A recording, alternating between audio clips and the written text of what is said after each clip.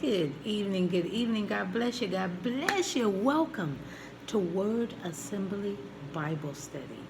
We appreciate you. We love you so very much. And listen, I don't know about you. But this teaching, Jesus in 3D, and the first D is our decisions. I don't know about you. I don't know if you're getting anything from this series, but I gotta tell you, we are letting Jesus in on all of our decisions, and it is getting harder. It's not easy. But it's harder than we thought, especially if we've already made the decisions and we're looking back on hindsight. Come on, and realize, I should have brought Jesus in on this decision. No, we should bring him in on, yes, you got it, all our decisions, every last one of them, all of our decisions, right? Now, there are times, y'all, that we want to, or how do I say it, is we may want to argue our point, argue our case to God. Sometimes we want to say it with our chest. Okay? But if we remain silent and allow God to make his case, remembering, we have to remember this, people of God, he don't have to make nothing. You don't have to say nothing about nothing to any one of us. But if we allow him to make his case, then we won't have to make ours.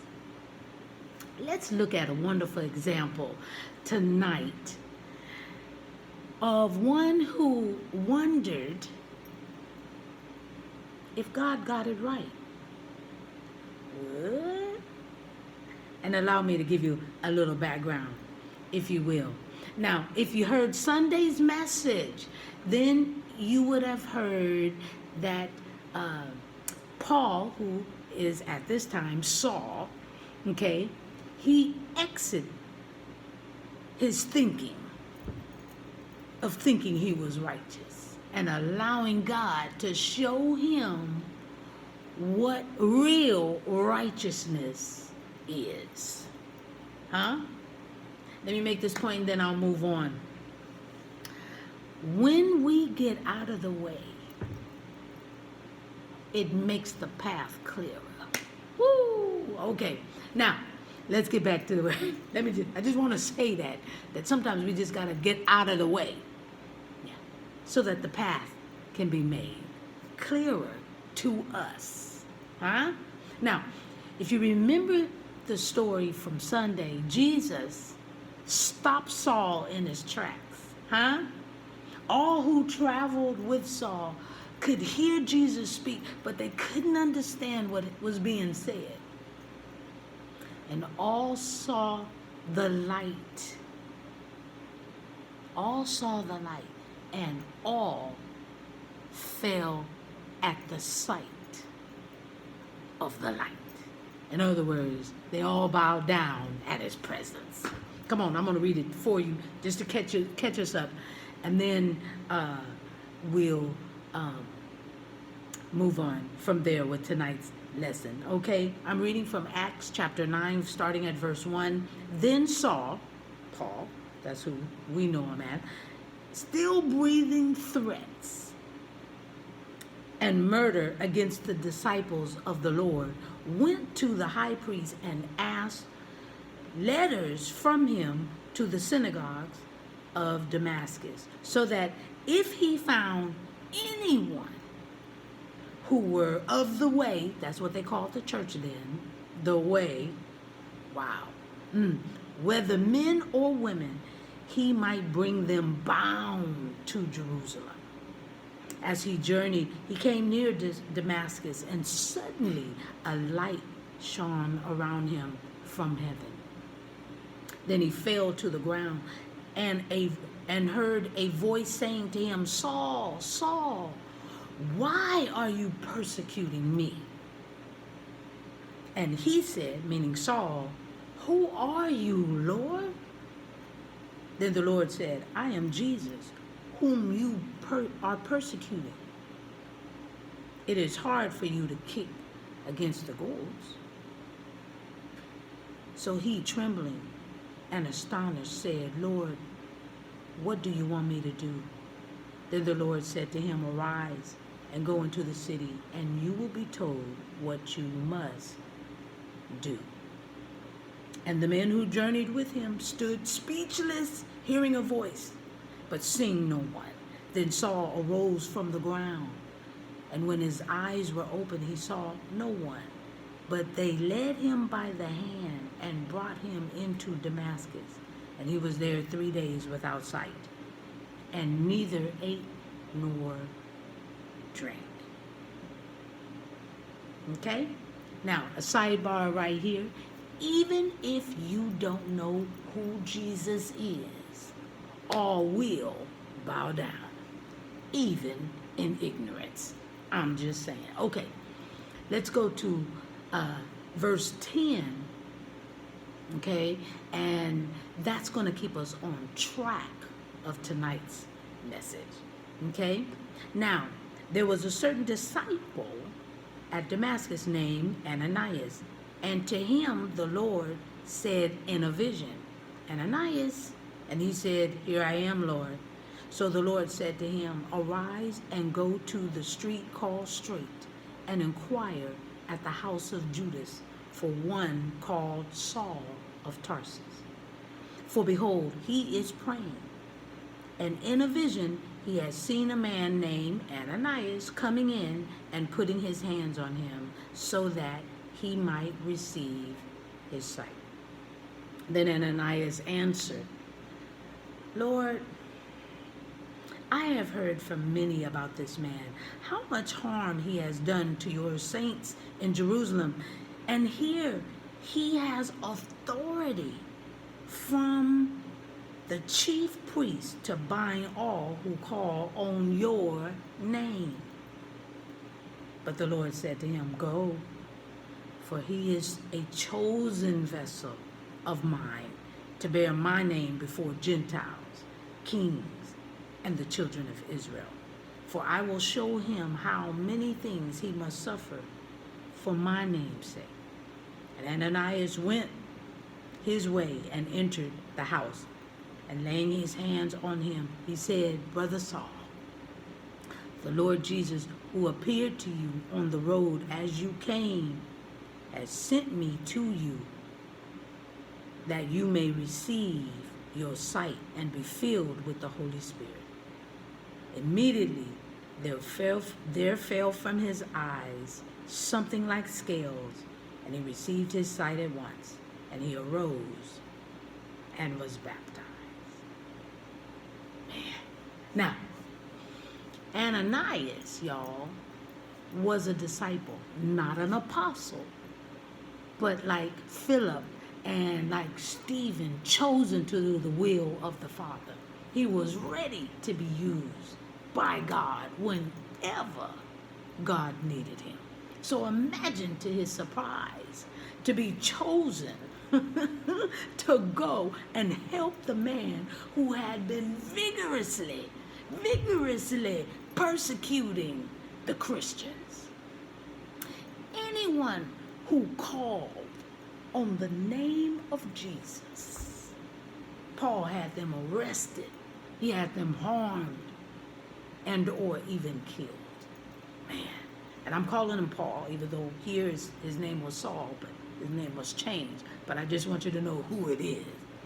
So Ananias wanted to make sure God didn't make a mistake with his choice. So Ananias wanted God, to know what he heard.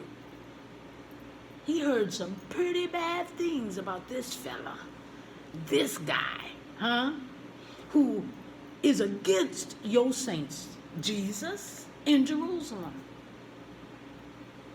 He ain't doing nothing good. You sure you got the right guy? This is what I hear about him. You sure you got the right guy? And Jesus answered Ananias, saying, who Saul is to him a chosen vessel. Did you hear what I said? And he's going to be sharing the word of God. But he also let Ananias in on something, that he would be shown how much he's going to suffer for Jesus' sake. Man, and that's all Ananias needed. Because without further debate, he went his way to lay hands on Saul. Now, not lay hands like we would want to, but to be obedient to what Jesus told him to do. He not only laid hands on Saul, but he told him what had happened so that Saul could have clarity. Jesus, who appeared to you on the road, is the same Jesus who sent me to you so that you could receive your sight and be filled with the Holy Spirit. Man. Then the Bible says immediately there fell, from Saul's eyes something like scales, and his sight was returned at once. And now he wants to be baptized as a sign of an inward change. In other words, he's saying, I'm on a new team. That's all baptism is an outward appearance of an inward change, that I'm on a new team. Did you hear what I said? And it was by the actions of Ananias who gave us clarity on what happened to Saul. But he also gave us clarity that we could question God. We could, Daddy, you got it right? Is that the right choice? But the end result is obedience. Let's pray. Gracious Father, we thank you for this word. We thank you, dear Heavenly Father, that you've shown us that yes, you can use anybody at any time to do your will and your way. You can use anybody. You can use any one of us. Woo! But Father, when we question, doubting, that's the right fella, that's the right girl, that's it. When we have that question, allow us to have obedience right behind it. Thank you for sharing us with the world. This is how we act. So help us now so that we can share with others. It's okay. But obedience is the end result. In Jesus' name we pray and praise. Amen and thank you, Jesus. All right. Now, if you are getting a word, and I know you are, but if you're getting a word, please donate. Please donate. We've got ministry to do. Our first outing, or shall I say not outing, but first giving of food and things is going to be happening right around that Easter time. And so we've got to be able to make sure that not only do we provide food, but clothing, shoes, coats if we have it. So we're just asking, give, because you can't outgive God. Whatever you give, He's got that back to you plus. Okay? All right. I love you. Have a great night. Yes, we gonna hit it and quit it. God bless you. Listen, email us if you have prayer requests, or join our prayer service, which we have a prayer line Monday, Wednesday, and Fridays, and those times are provided for you. So by all means, we, the church, need to pray. Let's do it together. All right. I love you. Have a fantastic night. I'll talk to you soon. If I don't see you at Spilling the Tea at 10 tonight, if I don't see you, I hope to see you Sunday. God bless you. Bring your tots. 8:30. Love you.